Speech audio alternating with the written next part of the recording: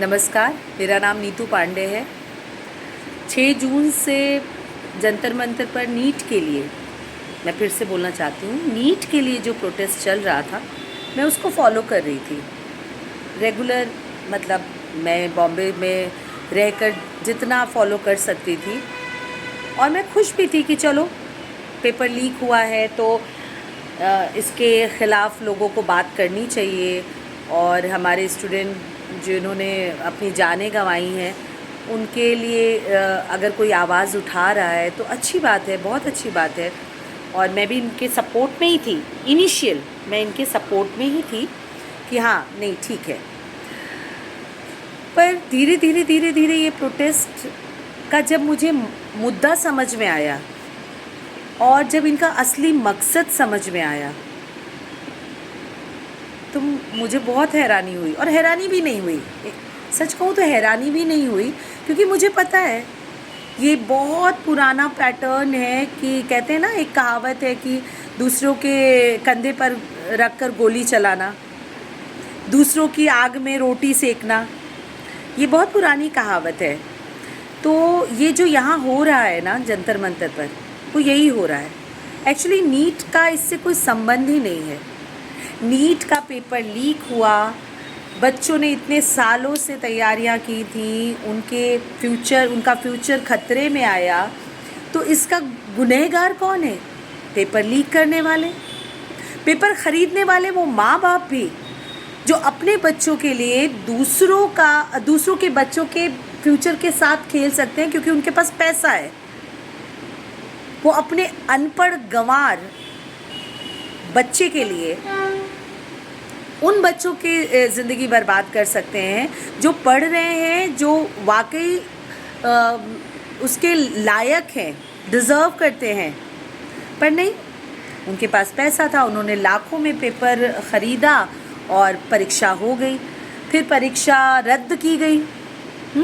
यहाँ तक तो सब कुछ समझ में आया। पर ये जंतर मंतर, इसके स्टेज पर जो लोग आए हैं, इन्हें नीट या स्टूडेंट से कोई मतलब नहीं है। इन्हें मतलब है मोदी जी से, इन्हें मतलब है हिंदू से, इन्हें मतलब है देश में जो भी यूनिटी हो रही है, मतलब हिंदुओं में जो यूनिटी हो रही है। बहुत सालों से हिंदू ने बात ही नहीं करी अपनी, नहीं करते थे हम लोग बात, क्योंकि हमें इन सब चीज़ों को ऐसा नहीं लगता था कि हाँ ये हिंदू राष्ट्र बने या मुसलमान राष्ट्र बने या सिख राष्ट्र बने या ईसाई राष्ट्र बने। नहीं, हम लोग तो बचपन से यही पढ़ते आए हैं, हिंदू मुस्लिम सिख ईसाई आपस में हैं, सब भाई भाई। और हमारा बचपन भी इसी तरह से बीता है। हमारे क्लास में क्या हिंदू नहीं होते थे, क्या पंजाबी नहीं होते थे, क्या क्रिश्चियन नहीं होते थे, क्या कोई भी, सभी जात के लोग पढ़ते थे। हम एक यूनिफॉर्म पहनते थे, हमें एक ही टीचर पढ़ाती थी, हम एक ही जैसे एग्ज़ाम देते थे, सब कुछ तो एक जैसा था। फिर ये कहाँ से आ गया हिंदू मुसलमान? कहाँ से आया ये हिंदू मुसलमान? और मैं पेरेंट्स से कहना चाहती हूँ कि आप इमोशनल फूल मत बनिए। आपके बच्चे कहाँ जा रहे हैं और किस चीज़ के लिए जा रहे हैं, उन्हें पूछिए। वो बच्चे निर्दोष हैं जिन पर कल लाठियाँ चली हैं। किसी पर लाठी नहीं चली। ये जो कॉकरोच, एक्चुअली कॉकरोच के साथ रहा नहीं जा सकता। कॉकरोच अगर हमारे आसपास होता है तो हम या तो हिट छिड़कते हैं, या तो फिर हम क्या कहते हैं पेस्ट कंट्रोल कराते हैं, या तो फिर हम उन्हें मारने की कोशिश करते हैं, क्योंकि हम उनके साथ जी नहीं सकते। अनहाइजीनिक हैं वो। हम उनके साथ हमारे खाने में अगर कॉकरोच है तो हम वो खाना नहीं खा सकते, हमें वो फेंकना ही पड़ेगा। चाहे वो, मैं बोल रही हूँ 5,000 की प्लेट हो, पर अगर कॉकरोच है उस खाने में तो हमें फेंकना ही पड़ेगा। अनफॉर्चुनेटली हम कॉकरोचेस के साथ बैठकर जेल नहीं कर सकते, समझे आप लोग।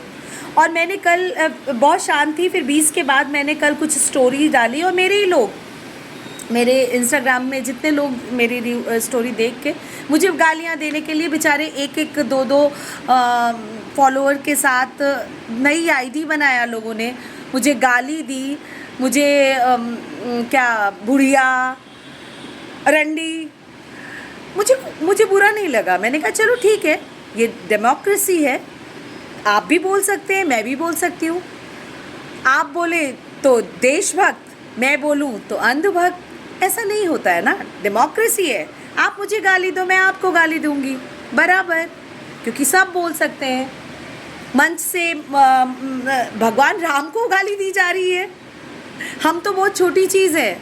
मंच से प्रेमानंद जी को, महाराज को गाली दी जा रही है, हम तो बहुत छोटी चीज़ है। मंच से भारत माता के हस्बैंड की बात की जा रही है कि भारत माता है तो पिता कहाँ है। बोल सकते हैं, वो बिल्कुल बोल सकते हैं, क्योंकि डेमोक्रेसी है, सबको अपनी आवाज़ उठाने का हक है। तो तुम उठा रहे हो तो हम भी उठाएंगे, वरना मेरी आने वाली जनरेशन बोलेगी कि मम्मी या दादी या नानी या पर नानी, जब ये सब हो रहा था तो आप क्यों नहीं बोली।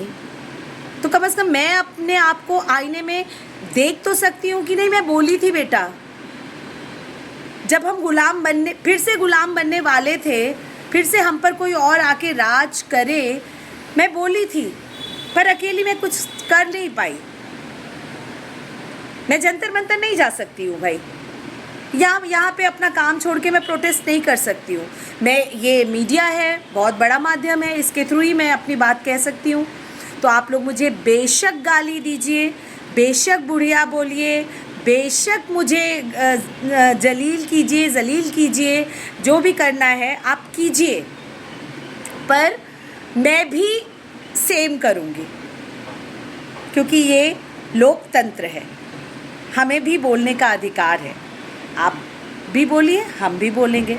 तो हमें जो सही लग रहा है हम बोलेंगे, आपको जो सही लग रहा है आप बोलिए। पर मैं सिर्फ इतना बोलूँगी कि हमारे जो निर्दोष बच्चे हैं, जो ये सोच रहे हैं कि उनकी आवाज़ उठाई जा रही है, उनके बारे में बात की जा रही है, एजुकेशन के सिस्टम के ख़िलाफ़ बात की जा रही है, तो मैं जितना समझ पाई हूँ मैं ये कहती हूँ ये उनके ख़िलाफ़ नहीं है, ये कुछ और है। ये कश्मीर में 370 के जो हुआ उसके ख़िलाफ़ है, ये बंगाल में जो बीजेपी की जीत हुई उसके ख़िलाफ़ है, ये बीजेपी के ख़िलाफ़ है, ये नीट के सपोर्ट में नहीं या नीट के विपक्ष में नहीं है। बेटा अपने बच्चों को रोकिए, नहीं तो वो बेचारे डंडा खाएंगे, वो बेचारे मारे जाएंगे, इनका कुछ नहीं बिगड़ेगा, इनका कुछ नहीं बिगड़ेगा, एक को भी डंडे नहीं पड़ेंगे, एक के भी सर नहीं फूटेंगे। मासूम बच्चे जो आज वहाँ पे बरगलाए गए हैं, बरगलाया जा सकता है, गलत और सही दोनों के लिए बरगलाया जा सकता है।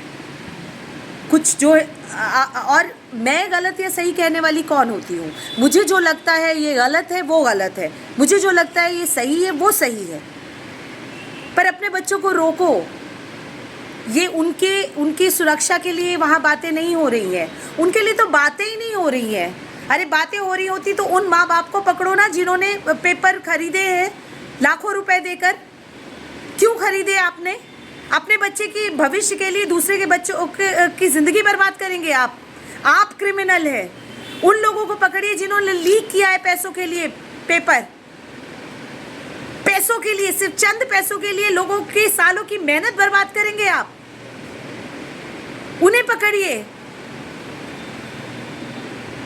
धर्मेंद्र प्रधान जी को आप इस्तीफा चाहते हैं ना, लीजिए आप उनसे इस्तीफा। मैं कह रही हूँ कि अगर सिस्टम नहीं कर पा रही है एजुकेशन को सही तो आप उनसे लीजिए, पर आप पहले इनकी भी बात तो कीजिए जिन्होंने पेपर लीक किया, जिन्होंने खरीदा। ये पूरा सब कुछ एक चेन है, अकेले किसी के बस की बात नहीं है ये। और कोई सिर्फ मोदी सरकार में पेपर लीक हुआ है ऐसा भी नहीं है, हमेशा से ये ऐसा होता आया है। तो सही के लिए बात करो तो खड़े हो, और अगर मुझे गाली देनी है दो, मुझे आप लोग नई आईडी भी मत बना के दो प्लीज़, अपनी आईडी से प्लीज़ मुझे गाली दीजिए, मुझे कोई फ़र्क नहीं पड़ता। पर ये डेमोक्रेसी है, मैं भी बोलूँगी आप भी बोलिए, पर ये मत बोलिए कि अरे तू चुप हो जा और ये वो नहीं, आप भी बोलिए ना, प्लीज़ बोलिए, मैं भी बोलूँगी। मैं क्यों चुप हूँ? मुझे जो सही लग रहा है, बच्चों ये नीट की आड़ में जो यहाँ पे धंधलबाजी हो रही है, नीट की आड़ में जो देश को तोड़ने की बात हो रही है वो सही है, मुझे नहीं सही लगती है। मैं बोलूँगी, मैं नहीं चुप रहूँगी। जो लगता है किसी को लगने दो, मुझे कोई फ़र्क नहीं पड़ता। मुझे 4 गालियाँ और दीजिए, अपनी अपनी आईडी से दीजिए, नई आईडी बनाने की ज़रूरत भी नहीं है। मुझे कोई फ़र्क नहीं पड़ता और मुझे बुरा भी नहीं लगेगा। लोकतंत्र है, बोलना है आपको, आप भी बोलिए, हम भी बोलेंगे। पर हम बोले तो हम अंधभक्त, मोदी भक्त, तुम बोलो तो तुम देशभक्त। ये दोगलापन नहीं चलेगा। बोलो, दोनों बोलते हैं, तुम भी बोलो, हम भी बोलेंगे, ठीक है। नमस्कार।